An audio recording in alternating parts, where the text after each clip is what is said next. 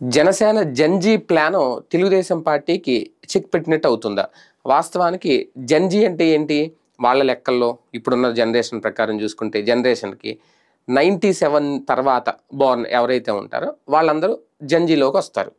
ఇప్పుడు ఈయన చెప్పిన మిలీనియన్‌లో అంటే 80s వాళ్ళందరూ వాళ్ళని మిలీనియన్‌లోకి వేసుకున్నారు. అంటే దాదాపుగా ఒక 40 ఏళ్ళు పైబడిన వాళ్ళు 40 ఏళ్ల వయసు దాటిన వాళ్ళు ఆల్రెడీ తమకున్నారు. అలాగే ఈ యువతను కూడా అంటే 97 తర్వాత పుట్టిన వాళ్ళు ఎవరైతే ఉంటారో బోర్న్ వాళ్ళందరూ ఇప్పుడు చాలా యాక్టివ్‌గా ఉంటారు. వాళ్ళు కూడా ఆకర్షిస్తే ఖచ్చితంగా తన బలం పెరుగుద్ది. అలాగే జనసేన స్టామినా ఏంటో కూడా తెలుస్తది. ఇది అందుకని ఈ జంజీ అనే పదాన్ని అయితే తీసుకొచ్చారు. కానీ ఇదే జంజీ వైసీపీకే ఉంటది. జనసేనకే ఉంటది. అంటే వైసీపీ ఓట్ బ్యాంక్‌కే చెక్ పెట్టే ప్రయత్నమా? జంజీని తాము బలోపేతం చేసుకోవాలని తెలుగుదేశం పార్టీకి చెక్ పెట్టే ప్రయత్నమా? కూటమిలో భాగస్వామ్యంగా ఉన్నారు కాబట్టి ఎందుకంటే వీళ్ళకి దాదాపుగా 1,00,00,000 పైగా సభ్యత్వాలు ఉన్నాయి తెలుగుదేశం పార్టీకి. ఓకే. అందులో ఈ జంజీ ఎంతమంది ఉంటారు ఏంటనేది ఒకటి.